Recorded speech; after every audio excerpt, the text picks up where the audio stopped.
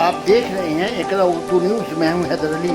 Corona virus के महामारी के दौरान 8 महीने लॉकडाउन के सबब बेरोजगारी के शिकार मजदूर तबका अभी उठ भी नहीं पाए थे कि लोकल ट्रेन के आमतौर बहाल की खबर से उनके अंदर खुशी की उम्मीद जागी कि अब हॉकर ट्रेनों में नौकरी करके बेरोजगारी की महामारी से निकल पाएंगे और अपने ख़ानदान की परवरिश कर पाएंगे, पर उनकी उम्मीद पर पानी फिर गई।